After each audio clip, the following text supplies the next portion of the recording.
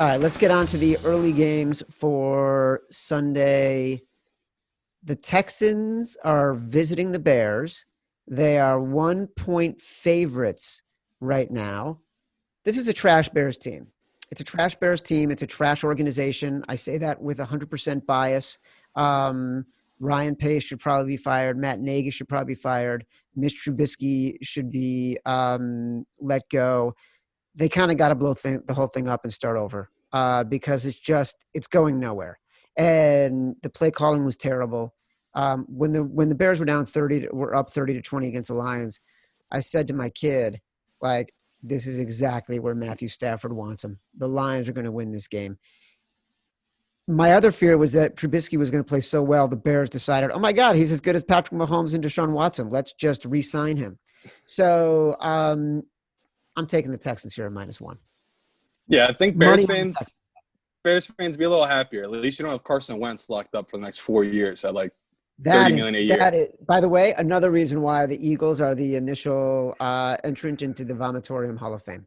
That is gross. Oh, it's awful. I mean, and especially the tweets going out right now, like Eagles fans were so bitter. Like the fact that we passed on DK Metcalf and Justin Jefferson and we have wide receivers that are just terrible. Like Alshon Jeffrey, he's been back for 4 games now.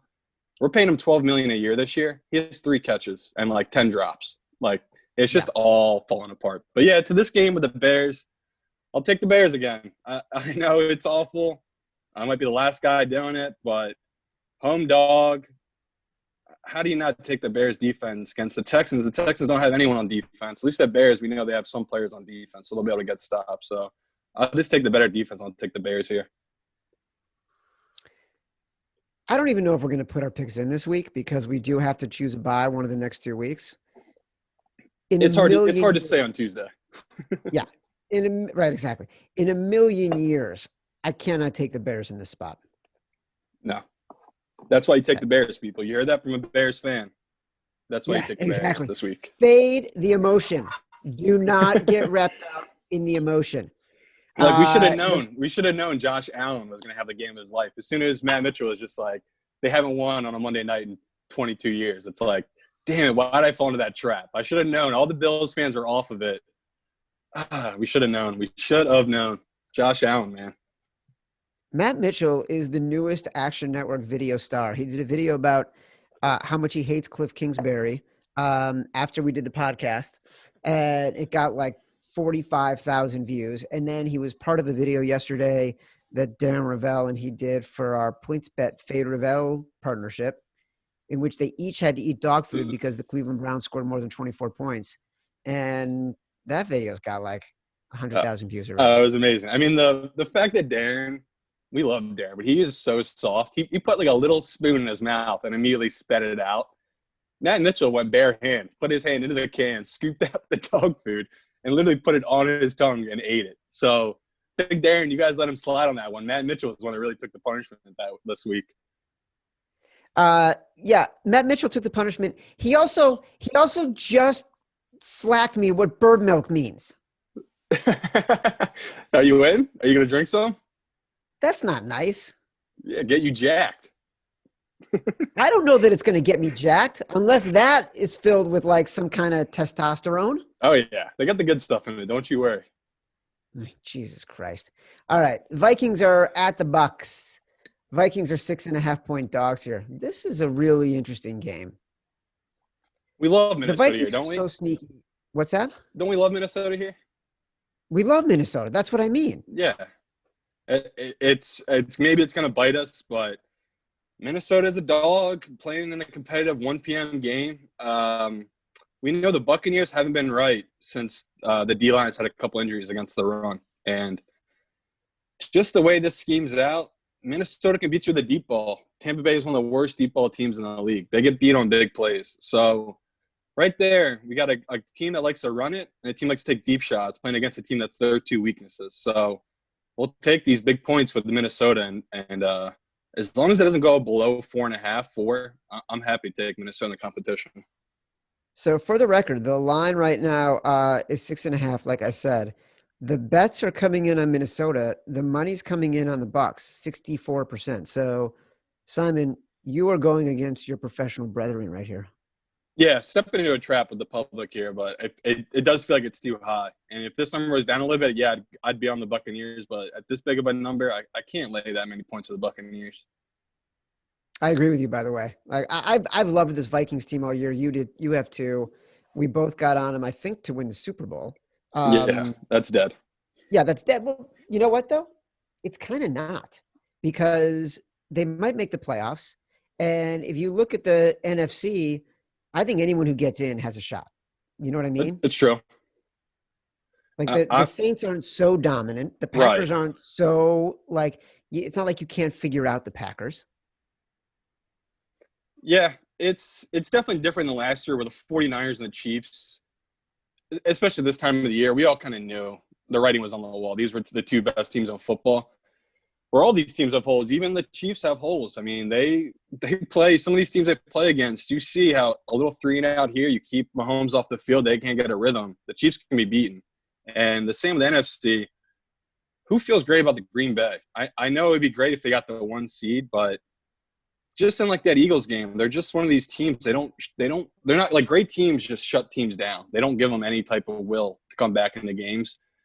We've seen it time and time again with Green Bay. They like the Jaguars came back on them. They're just not a great team. They're a very good team, but they're not great. So I'm with you that the Vikings make it, anything can happen, especially the fact that they played Green Bay twice this year. You love when you're getting a dog in the playoffs that's played the same team twice. So yes. I still believe in Minnesota. I'm with you. All right. You see how you know what I did there? You flipped it. I turned you back around. Titans are 7.5-point favorites on the road at the Jags. All the money, all the bets coming in on the Titans. Look, the Jags, for better or for worse, they've been covering. They have made it very uncomfortable for people the past couple of weeks. So having a hard time truly understanding. I mean, I don't want to bet this game. I want to skip it, but I don't know why the money's all coming in on the Titans right now. I think they're just thinking that the Titans just got embarrassed and blown out at home. Now going on the road, playing a divisional game against a team they're far superior than. But like you just said, the Jags keep covering.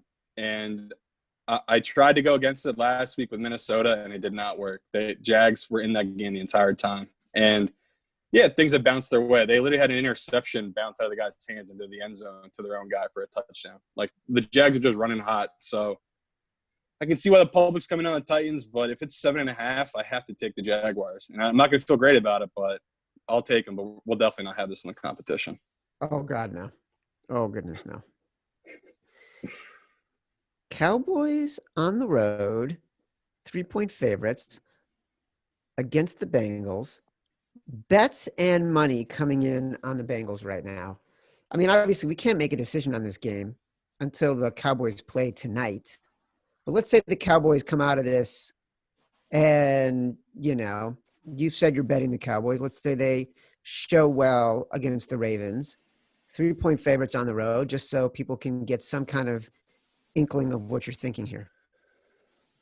I hate to do it because I hate the Cowboys, but this line should be 4.5.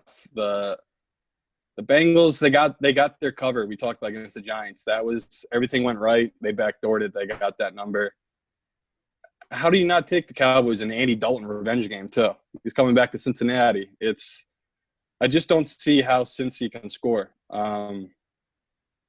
I know Dallas has a bad defense, but man, that's interesting. You said the public's coming in on Cincy. I thought they would for sure come in on Dallas in the short number, but I'll take it. Usually I'll take a home dog here, but I'll take the -3 that's sitting at right now. Yeah, I have to go back to my principles here, and if I've got a dog of more than 3 points against a team that's been inconsistent, there's just no way I'm doing it. And a coach who I don't think is very good, there's no way I'm taking the Cowboys. Come on, look at me, Simon. Look at me. You know I'm right. It feels like you're wrong. It's the public play, though. The public play Cincy. Doesn't that scare you? I guess that's true. It's rare that the public play is also the home dog. That's just because that's how bad Dallas is, though. That's why that's a fair bet. All right, so you might be on the right side here. Hopefully. All right. Cardinals. Oh, God. Cardinals 2.5-point favorites on the road against the Giants. And like Matt Mitchell hates Cliff Kingsbury. The Giants D looks amazing. Daniel Jones is going to be back. Is that accurate? Do we know? I think we're starting to realize who even cares at this point, because if we're betting on the Giants, we're simply betting the defense. And I should have known better. I should have listened to people what they were saying, that Kyler wasn't right. He's still hurt. And once again in that game, he was awful. Was not running the ball. Couldn't make completions. I hate to take the Giants here because I know it's going to be such a public side, but we have to take them. The defense match up so well against the Cardinals, and I don't feel great about it. The fact that they just had this huge win up in Seattle. Now they're coming home playing against a team that just got blown out at home, but can't take the Cardinals. Until I find out what the deal is with Kyler, I can't put money on them again. Well, I agree with you. Like, to me, the side you take here is the Giants, not the Cardinals in any way. And I know maybe that might be overreactive, and sort of we're going against the buy low, sell high principles here, but I'm still getting a home team with a really good defense. And they've been a good defense all year, getting the points. Like that's sort of, if we're talking about our principles, that to me outweighs a buy low, sell high. Yep. Same page, thinking like a wise guy. Broncos on the road at the Panthers, 3.5-point underdogs against Teddy covers. I got to take the Broncos, but I hate it. But dude, we are so going to put in a bye this week. We don't like any single game. Every game is like, ugh. I know, because it's one of those I already can see what's going to happen, but Panthers, I don't know.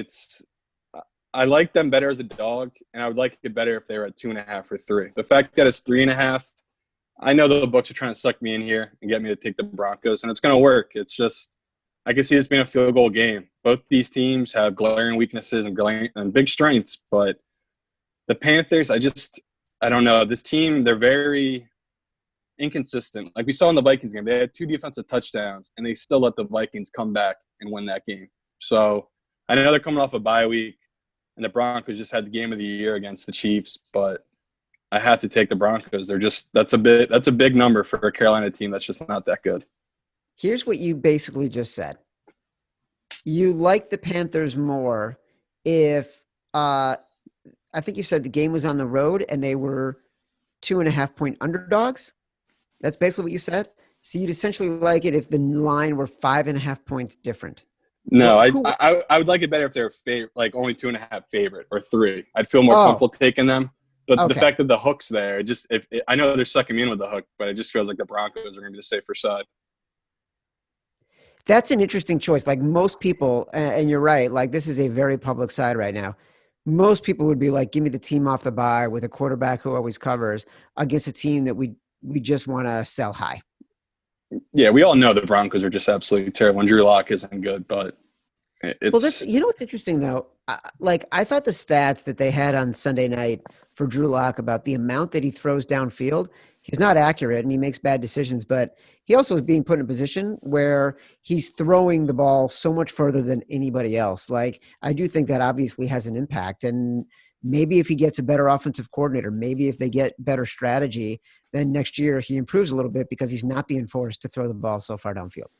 He's not. He's just dumb. He has checkdowns. He doesn't hit the checkdowns. Like, I watched plenty of film on the Broncos. There's so many times he has Philip Lindsay, who anytime he touches the ball, he could break off a 15, 20-yard catch. And instead, he's going to take a deep shot to Noah Fant in double coverage. It's more about Drew is just not – he's still a one-read quarterback. He locks in on guys. So I'm with you. I mean, the weapons they have there, like Jerry Jeudy, some are saying he's the best route runner in the league, and he's a rookie. Noah Fant, one of the best tight ends in the league. So I like all the weapons around him, and this was a big year for Drew, and he has not lived up to expectations. So a couple weeks here, he could flip the narrative on him. So I like that it's 3.5. I'll take that number. Simon, this is the last game in the early slate. The Chiefs, the Dolphins. We have not walked into the Hornets' nest. We have not made our big balls bet of the week. This is 100% the Hornets nest game this week. We're That's why I'm walking bringing it up. walking into Hornets and taking the Dolphins here, but we have to take them. We're walking into the Hornets' nest. The last week I was enraged when I saw that Tua was going to start because I had a decent amount of money on Miami. I had them in our competition for us too, and I switched them out because I'm an idiot for the Eagles. Yep. Tua is not good. He makes so many mistakes that he's a rookie. I can't fault him. Like, people want him to come out and be like Herbert. We saw Herbert happen last week. He had a rookie week where you just have a complete meltdown. That's always going to be the scary part of playing Miami. But this is such a great play here where the Chiefs just played a really tough divisional game, now traveling across country down to Florida to play the Dolphins. And the Dolphins are catching 7.5. And it's a little telling where the sportsbook are saying the Dolphins aren't as good as people think they are. And this is a big number for a team that's going to be making the playoffs in the Dolphins. But I'll take it. I might be the public side taking the Dolphins this week, but I'll take it at 7.5. Well, you're not right now. Like right now, the money and the bets are coming in on the Chiefs. But I agree with you. Like, this is too big of a number for a team that, other than Tua, is basically fundamentally sound. And they play the kind of defense, I think, that can match up pretty well with the Chiefs. And so I do want to see, I'm excited to see this game. It Me is a too. Hornets Nest game because you do have to sort of really decide, okay, I'm okay with Tua. And to me, it's about Brian Flores. Like, I think he's going to make the right coaching decisions and put together the kind of game plan, especially defensively, that can give Patrick Mahomes a little bit of trouble. We saw it against the Broncos. We've seen it twice against the Raiders. Like, the Chiefs can be taken out of their rhythm a little bit. And the Dolphins, I think, have the kind of defense that can do that. Also, look, I'm going to like a team that is, a 7.5 point home underdog. It's the definition of gross to go with a 7.5 point home underdog that is going against the Super Bowl champs. But, like, they're a playoff team. It's not like they're the Dolphins of 2 years ago. 2 years ago, if this game had been 17.5, I would have taken the Dolphins. So now they're a playoff team at 7.5. I've got to take the Dolphins. Yeah, and like you just said, their defense does exactly what Chiefs do well. So they have a great secondary. Hopefully, the Dolphins, they like to run the ball, and they got healthy guys back now in that offense. So like we were just saying, if they can control this clock and have a couple 3-and-outs for the Chiefs, love this number, 7.5. Love it. That is the Hornets' Nest.